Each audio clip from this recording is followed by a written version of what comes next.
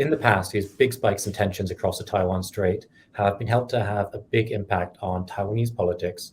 And of course, we have big midterm elections coming up in Taiwan soon. What do you think the fallout will be? So common wisdom often says that midterm elections are more about, bread and butter politics, local issues. But I would predict that these midterms, we're actually going to see a lot more rhetoric around cross-strait relations and around perceptions of China, and parties really leaning into their kind of party's approach to China and the US this time around, especially just the timing of all of these events with the midterm happening in November. I think it's going to be very much on Taiwanese voters' minds when it comes to voting for their local officials.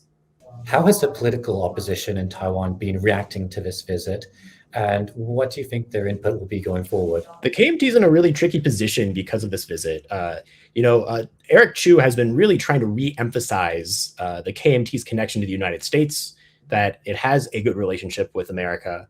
We saw that from his recent visit to Washington, D.C. But domestically, the KMT has been rather quiet and cool on Pelosi's visit. And, we've seen some of the more extreme deep blue voices coming out in strong opposition.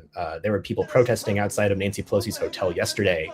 And even though these are fringe parts of kind of the pan blue vote, it does speak to kind of how that deep blue base of support that the KMT does need to mobilize for elections might not look favorably upon these visits, which means that Eric Chu is going to have to be very careful about how he reflects on Nancy Pelosi's visit to Taiwan in a way that doesn't isolate voters who are in favor of this, but also does not isolate voters that oppose it.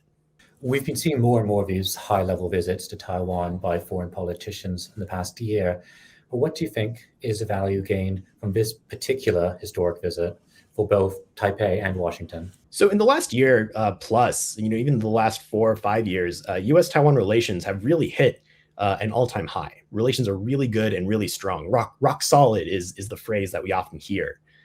So for this visit, it most certainly is a strong victory for U.S.-Taiwan relations and a win for Taiwan, very much symbolically. But in terms of added value, it really gets to a point where we see a bit of a ceiling effect, where U.S.-Taiwan relations in this context can only get so much better.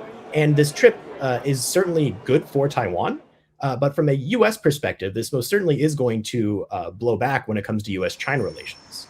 There's certainly going to be value lost for the U.S.-Chinese relationship, especially in a moment where relations are particularly bad. And there are people in Washington trying to find ways to make that relationship more productive. And even though this trip by Nancy Pelosi is a good, strong measure of the U.S.'s commitment to Taiwan, it is going to have negative ramifications for the U.S.-China relationship going forward at this very pivotal moment.